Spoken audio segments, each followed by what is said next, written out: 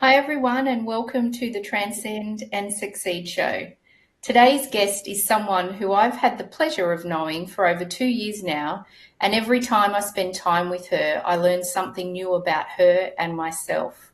Jackie Nugara has been a coach, counsellor and psychotherapist for over 2 decades in both Sydney and London. She is currently working in the mining sector in Queensland and in varied government organisations in New South Wales. She specialises in neuroplasticity, teaching us how understanding and changing our brains and nervous system can help us live healthier lives. Jackie is also a healer, helping us to connect with our hearts and to live in our bodies. She is passionate about educating others at a personal and professional level. Jackie is also a keynote speaker, facilitates courses, workshops and trainings both online and face-to-face for various business groups, corporates and government organisations. She coaches, counsels and delivers her workshops and trainings in a heart-centred, practical and interactive way, making it easy to understand and apply to our own life and business. She's also a keen meditator and runs regular mindfulness and meditation sessions as part of her coaching and training programs. Welcome to the show, Jackie. I am so happy that you're joining us here today. Thank you, Megan. I'm really thrilled that you invited me and feel very grateful that you asked me to come on the show. And I'm really excited about our conversation today. Me too. So let's get going. So sure. I know that you do love meditating and running regular mindfulness and meditation sessions. Yeah. So what advice would you give to someone who is just starting out on their mindfulness journey? Okay. I think because I'm running a lot of mindfulness and meditation sessions kind of in the corporate sector, I kind of did the reverse where all spiritual people kind of leave corporate life and go on their own kind of path. I've done the opposite. I was sort of in private practice for 24 years and then went back into the corporate world. So what I noticed in kind of with people that I'm working with who kind of never meditated before is the trying to get it right.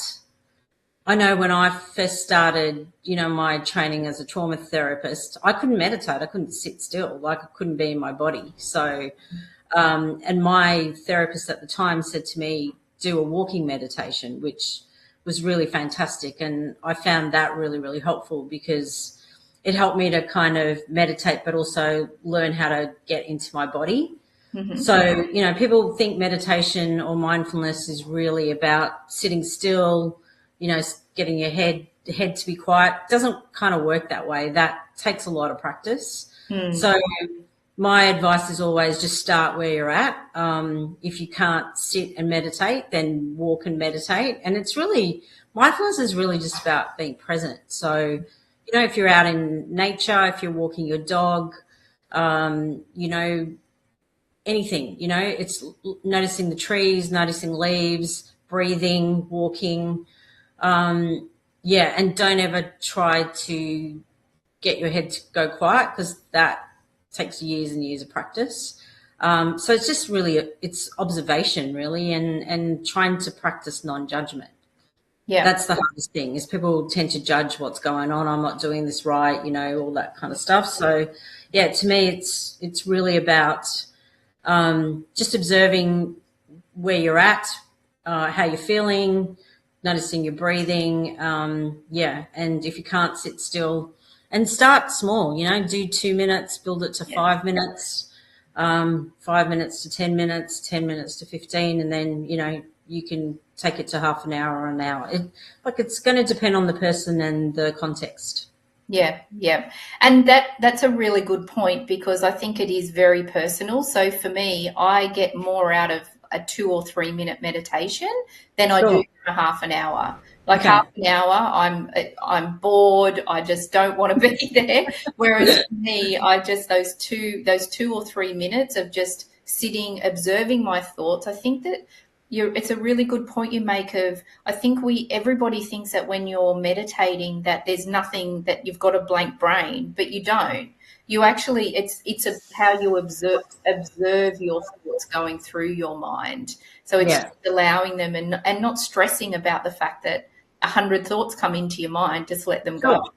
And I think it's really important to focus on, why do you want to meditate? Is it to deal with stress? I mean, for me, because I'm a reformed trauma therapist, for me, it's all about regulation. So I can meditate for hours because I've learned to practice regulation, and I really like that state of regulation, and I really like that state of peace. So it's a big driver for me, a big motivator for me, is that state of peace. So, yeah, and, so it depends on what you want to do meditation for. Do you want to deal with anxiety? Do you want to deal with depression or stress, or so it's going to be again individually focused on what meditation is for you. So for me, it's very much about regulation.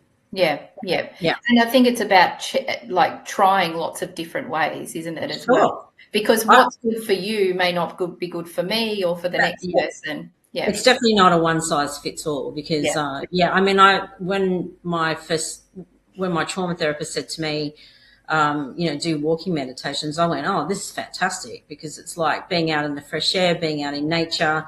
I was walking my dogs. So it was really good. And I couldn't sit. I could not sit still, and I could not be in my body. And we're literally talking about 2012. So it's not that long ago, about maybe 12 years ago. So now I can sit and meditate for hours. So it does take a lot of practice. Yeah, good. And that's really good. There's a couple of really good tips there. Mm-hmm. So can you share with us what you think and what you believe and what you've experienced as the most challenging time that you've faced in your life so far? Okay, so I'm 59, so I've had a lot of challenges in my life. I guess the biggest challenge was my childhood. I grew up with a lot of domestic violence. So basically, I was born in Sri Lanka, and my parents immigrated to Australia when I was 3, and my younger brother was 6 months old. And then my sister was literally born a year to the day of our arrival in Australia. And so Sri Lanka's got, a really big culture of a lot of violence, which kind of surprises me, because there was a 30-year civil war, and it's always kind of perplexed me, because Sri Lanka is predominantly Buddhist, Buddhist, Hindu. And so the Buddhists and the Hindus were in this civil war, and it was a really bloodthirsty war for a long period of time. So there's a culture there of a lot of violence, which should be a very peaceful country. So anyway, my parents came to Australia, and my dad was very, very violent, to a very severe level. So I grew up in a family. We grew up in the typical Sri Lankan extended family, where we had my dad's parents living with us, and we also had my mum's mum. And so my mum's mum was Scottish, so I'm 3/4 Sri Lankan and 1/4 Scottish. And I really adored my Scottish grandmother. We were very, very close. But my mum was very young. She was 17 when she was pregnant with me. Wow. You know, they got married because she was pregnant. And my dad was about 4 years older, but yeah, extremely violent. So after years and years of beatings, she left him, and she got custody of the three of us, and the five of us moved out into this tiny little flat. And and he murdered her, and then he took his own, and he suicided. So, and he did it in front of us kids. So my grandmother actually took us out of where we were living, but my brother ran back. He was only 5, and I followed him, and so we ended up seeing it. And and then we didn't really know where we were going to live. We were kind of wards of the state. We had different people kind of vying for custody of us. There was a lot of blame going on in my family. Not really knowing who we were going to live with, where we were going to live, it was pretty traumatic. And then my grandmother got custody of us, but she had a heart attack. Then she got gallstones, and then she got lumps in both breasts. So she had a double mastectomy. It was just, the level of trauma was so horrific. So my mum was 26 when she died, my dad 29. And anyway, so my grandmother then died of breast cancer when I was 10. And we lived with my other grandparents for a year. That was horrific. And then my dad's sister and my uncle, so my aunt and uncle, my dad's side of the family, and my cousin moved in. They took over our care. They were equally as violent as my dad. So my uncle would hit my aunt. He would hit my cousin. My aunt would hit my cousin and I. So until I was 22, I was experiencing just, horrific levels of violence. So I basically left Melbourne and moved to Sydney when I was 22 to get away from it. My parents died in 1973, so there was no counselling or, so we were just basically kind of told to get on with it. You know, no one, I mean, the teachers at school were really, really great. Like, they kind of knew what was going on. And, my grandmother was very protective of me, but she had her own stuff going on, obviously, after my mum died. So, it was really 22 years of, personal hell. So I feel like a lot of my healing journey is really about, has been about overcoming that. And I think the most challenging thing has been that not only having to heal from that, but how it's played out with my romantic relationships and friendships, because that was the model, So obviously I went, I had been in serious relationships since I was 14 to 47. So my longest relationship was 20 years. And basically, I kind of repeated it by being with very traumatized people, quite abusive people, covertly abusive people. Covert abuse was something I really didn't understand because I was so used to the overt abuse. So learning about covert abuse that's been kind of a bit of a journey. So, Can you explain a little bit of that, what you mean by covert abuse? Okay, so basically everyone kind of understands. So I grew up with 5 personality disordered people. Right. Okay, and so they were either borderline personality or narcissistic personality disorder. So, and the things that they did were very tangible. Okay. So very, very tangible. I mean, there was no mistaking the violence. It was right there in your face. So covert abuse and covert narcissism is kind of really tricky because they appear very loving. They appear very loving. They appear very kind. They appear very giving. But there's a lot of kind of manipulation, control, there's a whole kind of range of it. And it's just not tangible. So often you may have heard the term kind of gaslighting. You feel like you're going crazy a lot of the time because you're being gaslit, and people don't understand that. So, a lot of the time, even with my ex, a lot of them, people would say to me, "You're crazy, she's amazing." So I was the one with the issue because you know, I had the history obviously, and, you know, so yeah, so, you know, when I ended that relationship, I had to learn about kind of covert narcissism and how it kind of plays out. And, you know, I learned a lot about kind of personality. Obviously, as a trauma therapist, I've worked a lot with personality disorders and stuff. Like, I'm in a very different space now. That's why, you know, I don't practice as a trauma therapist, because like, for me, I'm in a really kind of peaceful place in my own life. And so, but it was something I needed to learn, and feel like I've learned that lesson. Don't need to keep learning it. And and I'm trying to really attract something very different in my life now. So okay. And so for me, what I take from that is that it's and I don't want to sound like I'm degrading what it is, but it feels sneaky, like the you know, behind closed doors. It's manipulative. Yeah. And it can be things like, you know, they can really isolate you. They don't want you to have friends. You know, it's very different to, an overt narcissist, where, you know, like someone like Donald Trump is a great example of an overt narcissist. It's very, his crazy behavior is very palpable, and you can see it. It's like with covert, it's, I think the thing that trips up people a lot of the time is they appear so loving. Yeah.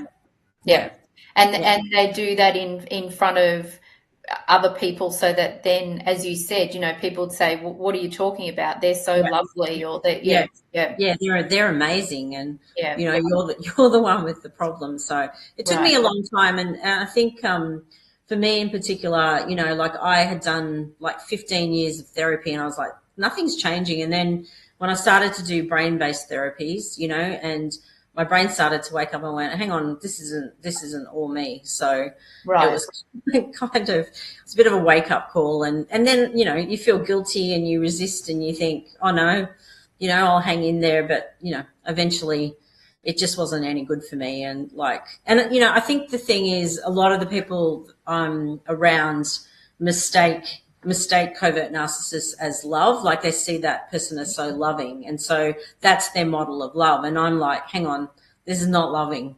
So I think part of my journey has really been coming to my own definition of what authentic love is, you know, based on, you know, like, humans make mistakes and all that. That's not part of the issue. It's more what's kind of normal, you know. And I know people throw around that term, you know, normal is just sitting on a washing machine. But for me, normality has been a really big thing that I've been looking for, because I grew up in such not a normal. So for me, anything that's non-narcissistic is normal. Do you know what I mean? It's just normal human failure, normal human mistakes, normal human anything. For me, fits in that category of, if it's not narcissistic, then it's normal. Yeah. Okay. Yeah. Wow. Yeah. Wow. Okay. I think we might just take a quick break, and when we come back, I'm really fascinated now to hear about, you know, your journey since then, and how you've healed, and what you've learned, and all the work that you do with all the incredible people. So we'll just go to a quick break, and then we'll come back in a couple of minutes. Thanks, Jackie. Yeah. No worries.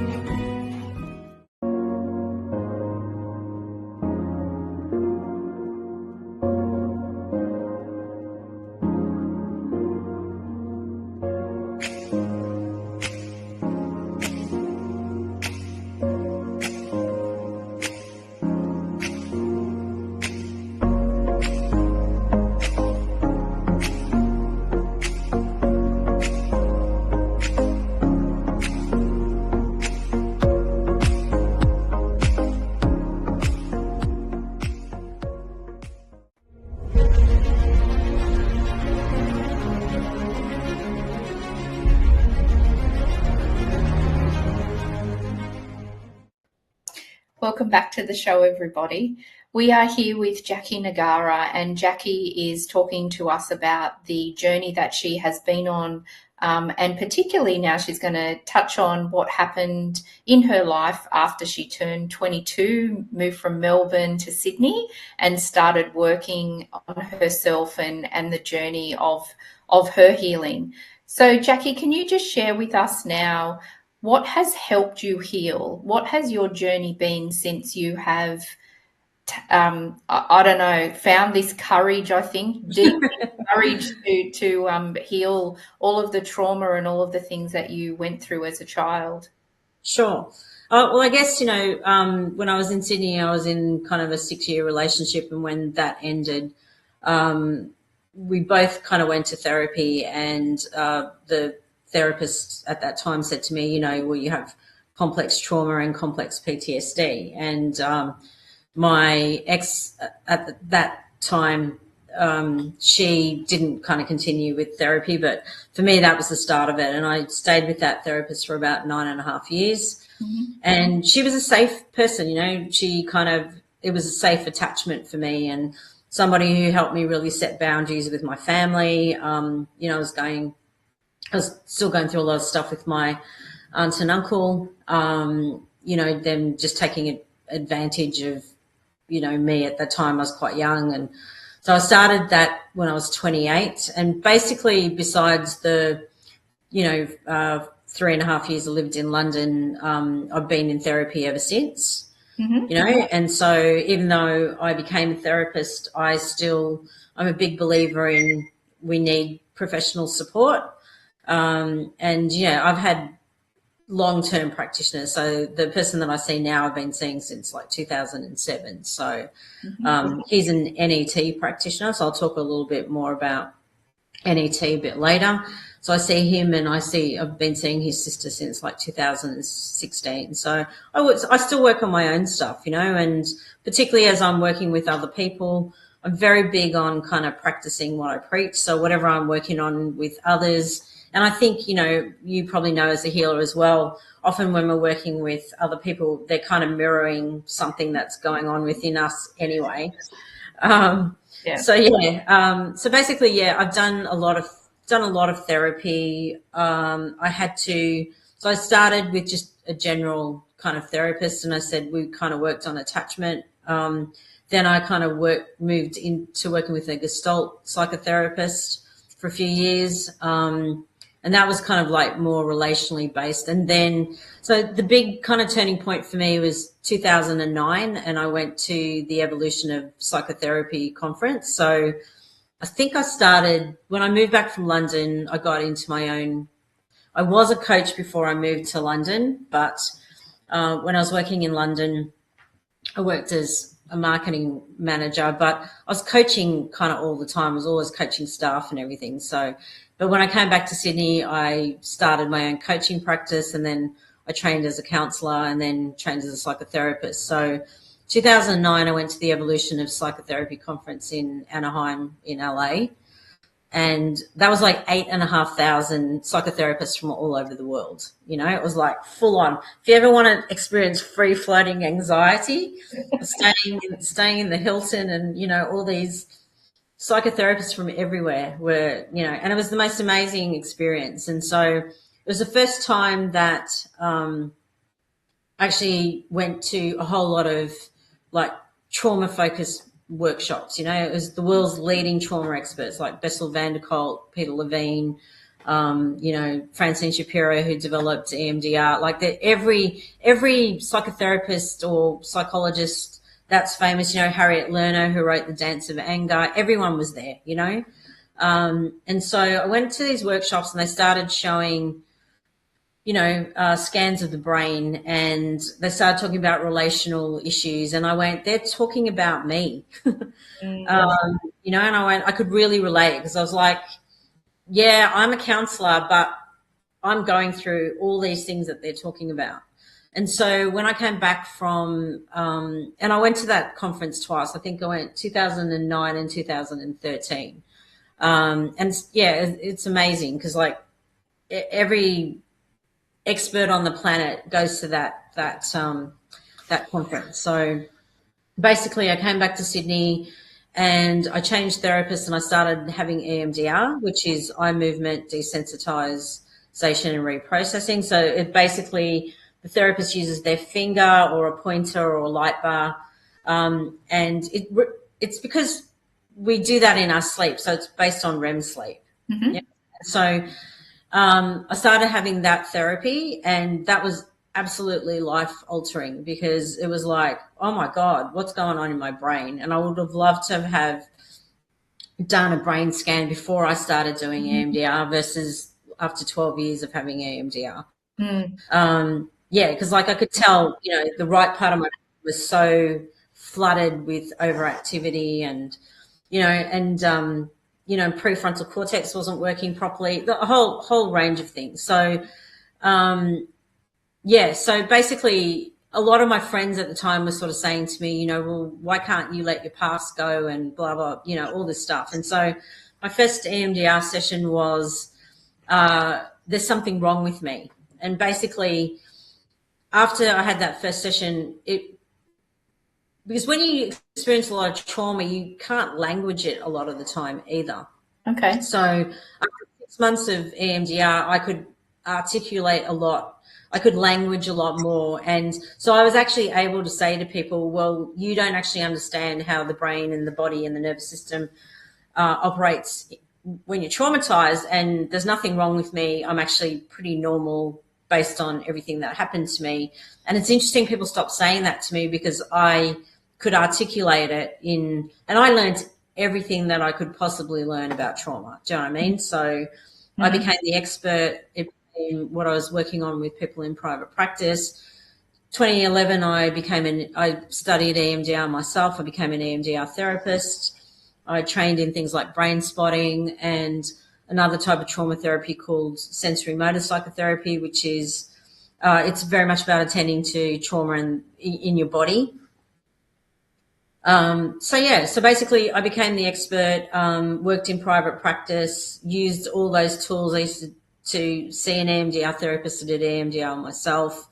2007, I started working with Nick, my angel. I still work with him, and he's an NET practitioner, and NET is kind of like it's a deeper form of like kinesiology. So it uses a lot of muscle testing.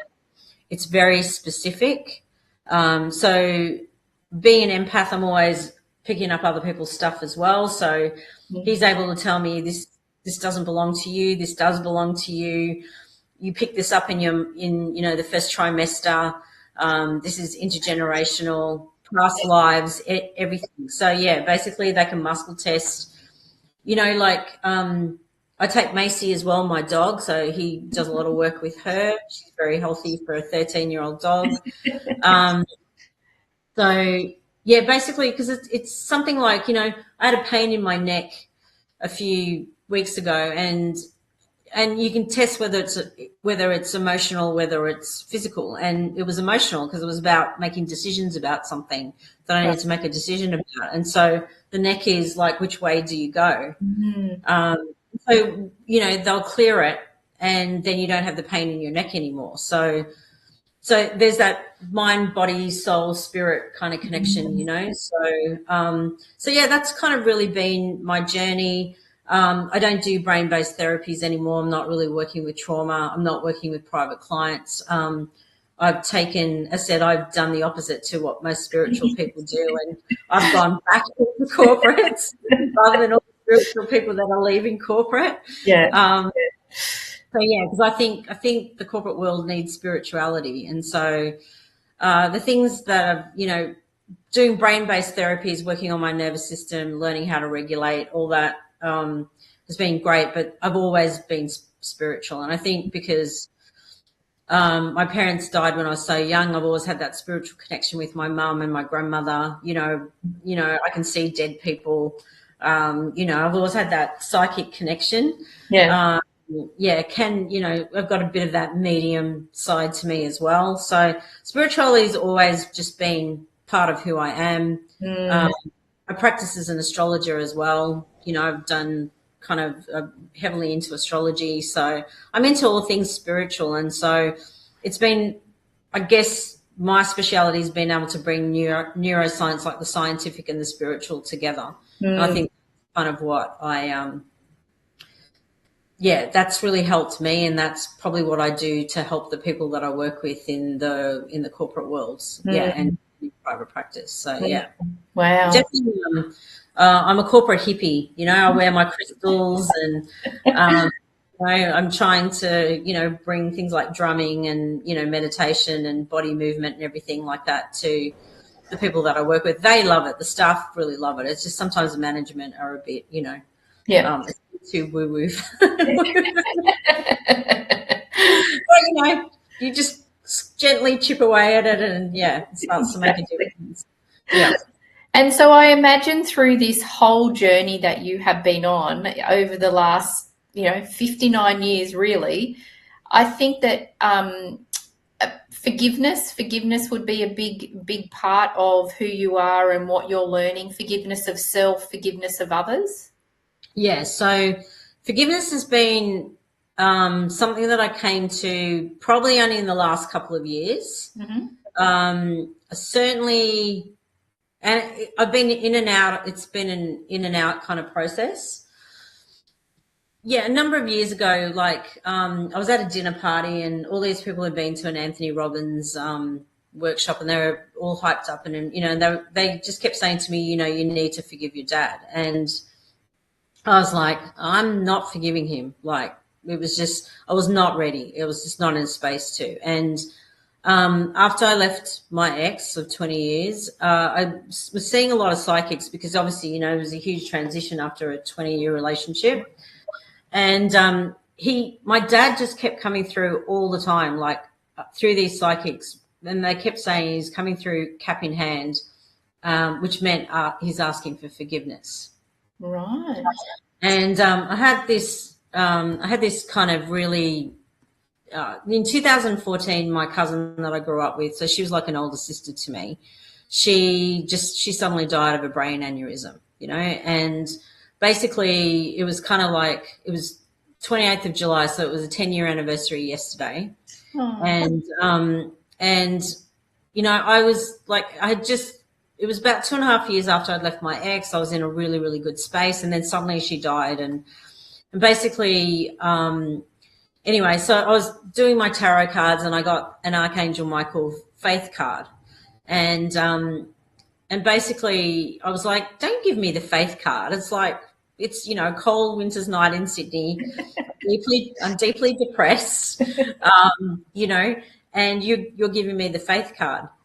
And anyway, so I said, if you want me to have faith, I was going to a psychic medium show by her name's Lisa Williams. So she's quite famous. She's British, but works in the US, in LA. And anyway, I was going to her show the next day. And I said, if you want me to have faith, you need to give me a sign at the show tomorrow. So basically I go to the show. Her show's on at 3:00, but there was a smaller stage, and there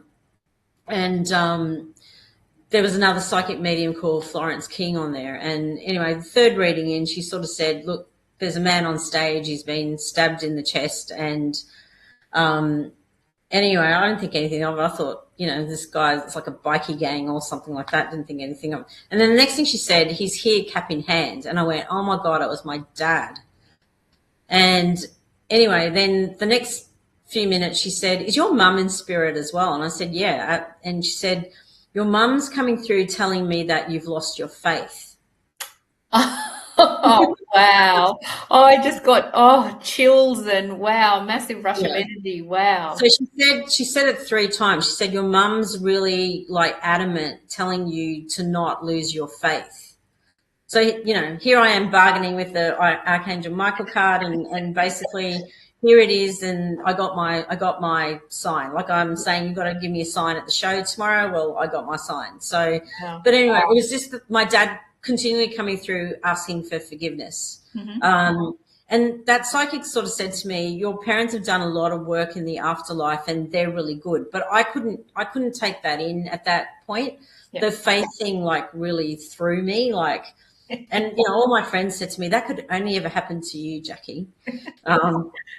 Anyway, but so I wasn't ready to forgive him. And then the last couple of years, like, I was working up in the mines and I had a car accident, and I came back and I had like a not a great result on a breast screen thing. It was fine in the end, but I kind of was working with my practitioners and I said, like, there's something I'm not learning. And Tammy, who's Nick's sister, that my other NET practitioner, said, you need to start practicing radical forgiveness.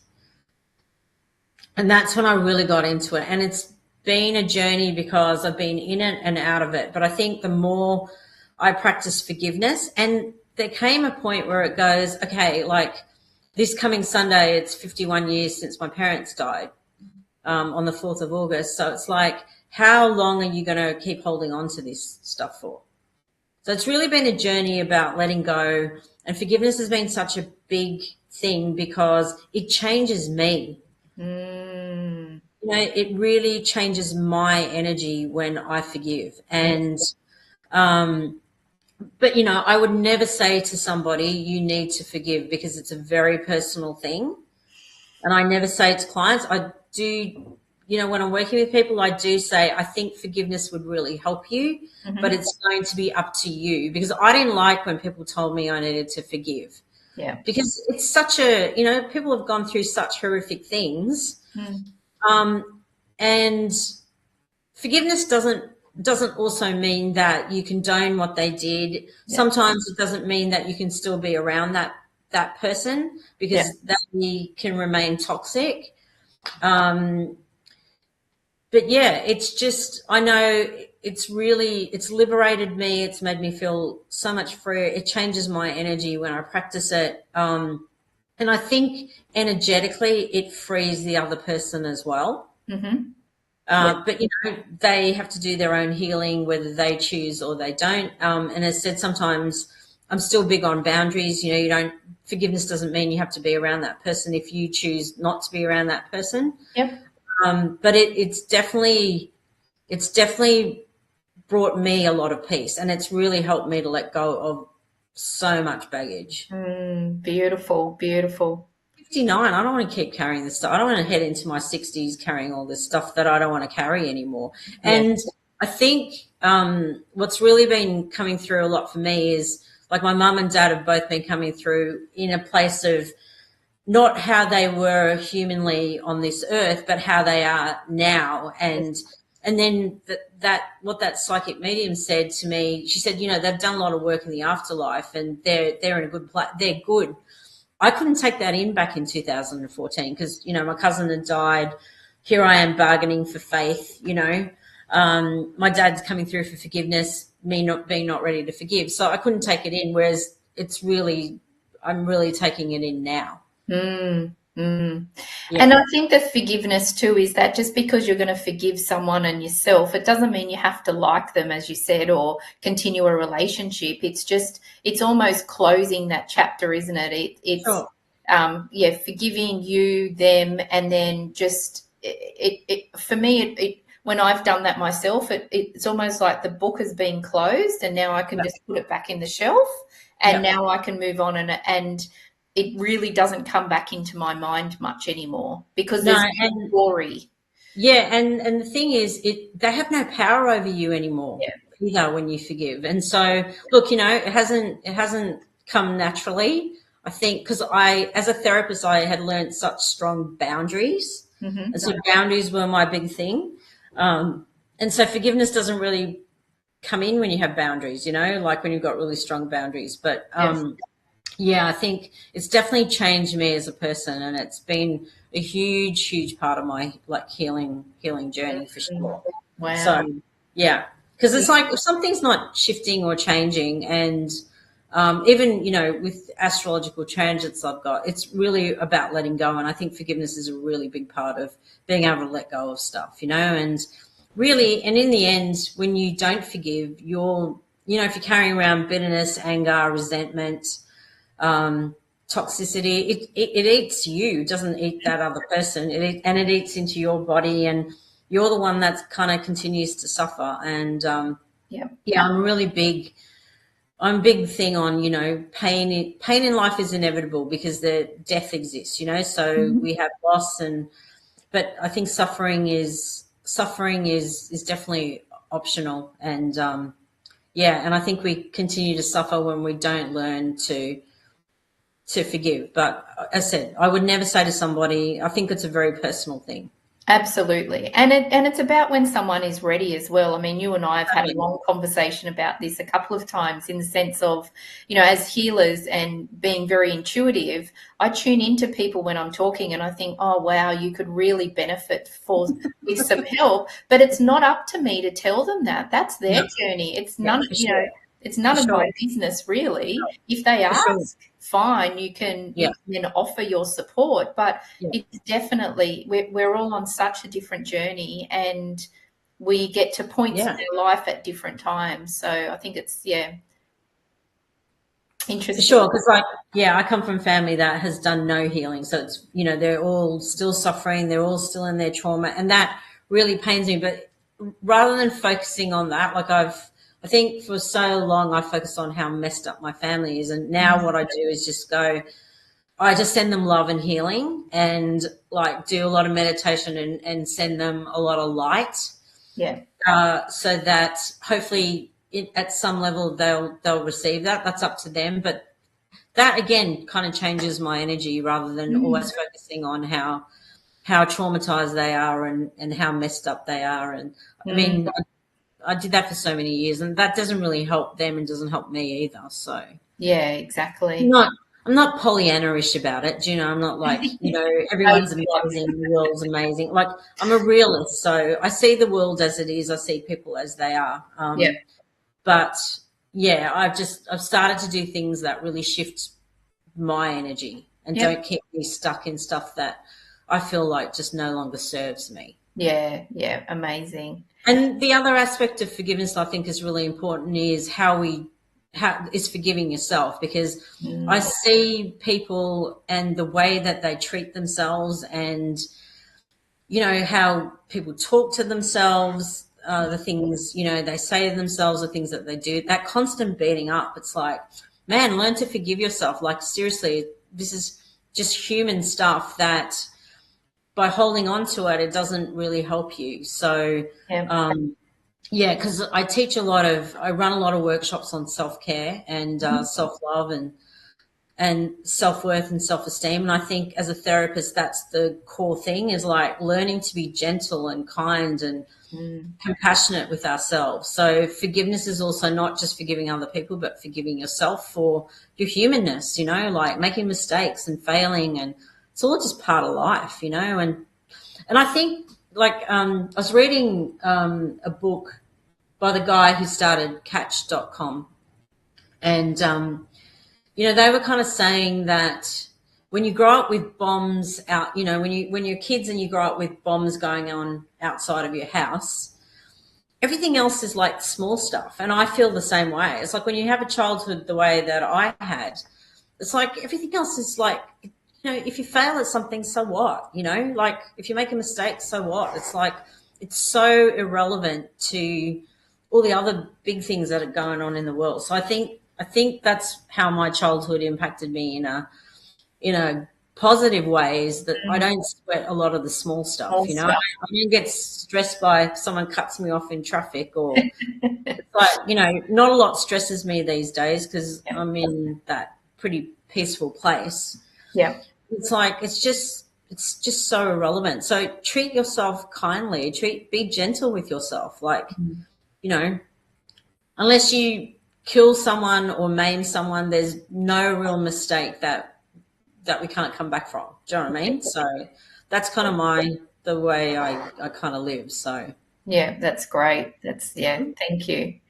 And so with this this history and journey and background that you've had, I mean, for most of us, we all have certain values or core beliefs that are our compass about how we live our lives. So what Yeah. are three of your core beliefs and why are they so important to you? So I think the three kind of core beliefs that I have are no matter how great the adversity or kind of what you go through, we have the capacity to heal, Yeah. and it's a choice. Yep. This is a really big one for me. You don't have to be a victim to life or your external circumstances. So too many people, and I have to be careful of this because, I don't want to be accused of like victim blaming, and it's not about victim blaming. It's more about you don't have to keep staying the victim. Mm-hmm. So Okay. it's learning to love your victim. It's like if you went through a lot of trauma, you had bad things happen to you, is love that victim, be gentle with that victim. Right. Oh, wow. That's beautiful. Yeah, so it's like heal that child that was a victim, but Mm. don't let that part of you run the show. Mm-hmm. Yeah. And so, um, yeah, so I think that's the big thing. It's that, and that's again, the part of me. Why does this keep happening to me? Oh, woe is me. Oh, poor me. The world's against me. Everyone's against me. Like, it's not a really great way to live. So to me, it's heal that part of you. I'm not talking about pretending that that part doesn't exist. Yeah. Yeah, it's actually loving that part, healing that part, letting that part know that you understand why they feel that way because bad things happen to them, but allow that part of you to heal. So it's not remaining that victim in life and victim to circumstances. Yeah. And Yeah. it's about, I imagine, pouring beautiful love and compassion onto that person who has actually been through some trauma that they didn't ask for it. So, That's right. you That's right. as a young girl, you didn't ask for all of that. So it's about No. how much love and compassion can you pour on that beautiful little girl that went through all of that because it wasn't her fault. Sure, and I've done so much inner child work, so Mm. that was, and I don't know, like I think in my family it was like, there's a word in Sri Lankan it's bananona, it's called crybaby, so I was always called a crybaby, and so I went, what, I'm okay with being vulnerable, I'm fine with being vulnerable, I'm going to become a therapist, and I'm going to open up space for me to be vulnerable and other people to be vulnerable. So I don't have, I don't. I didn't take on any of that kind of stuff. So like I've never been the type of person that really felt sorry for myself or Mhm. anything like that. But I have gone through a lot of healing for that inner child. So I'm just saying to other people is don't let your victim run the show. Great. Yeah. Just like love and embrace that part of you and be gentle and loving with that part, but don't let that part run the show. Okay. Yeah. So there's a difference between that. And I think then the other core belief is, pain is inevitable, but suffering is definitely optional. People hold on to their suffering like a badge of honor, and we don't have to keep suffering. It's self-created. Yeah. Yeah. Yeah. Pain is always going to be part of life. We can't avoid pain. There are things that happen in life that are painful, but we don't have to keep suffering. So I think Yeah. that would be my three kind of core beliefs. Beautiful. Yeah. Beautiful. And so, given all of the trauma and tragedy that you've experienced in your life, what is helping you the most today? Meditation. So I think when I first started, when I stopped, like there just came a natural point where I just go, I don't want to keep doing EMDR. I don't want to be an EMDR therapist anymore. I don't want to keep working with trauma. And I think because, when you are working as a counsellor, you're working with very, very heavy. People don't come to counselling when their lives are working. They come to counselling when nothing is usually working and they're in heavy energy, they're in a lot of negativity. So I just noticed it was really, because I'm very empathic and I'm very psychic, I absorb a lot of energy. So I just noticed that I was really getting weighed down. Macy was getting sick a lot of the time because she was absorbing the energy because I was working at home.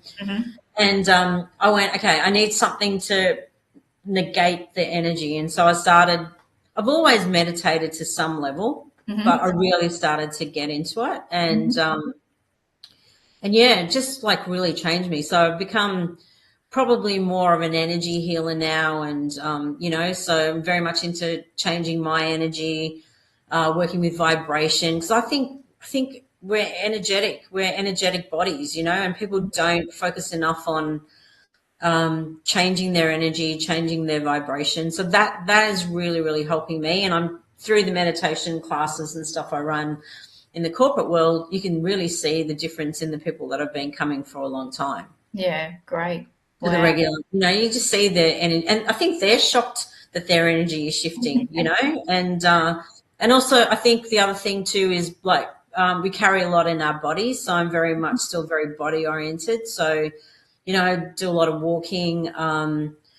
When I'm motivated, I do running on the treadmill, but I do a lot of dance. Like just even at home, I'll put something on YouTube and get into my body, because it's a really good way of kind of shifting our energies.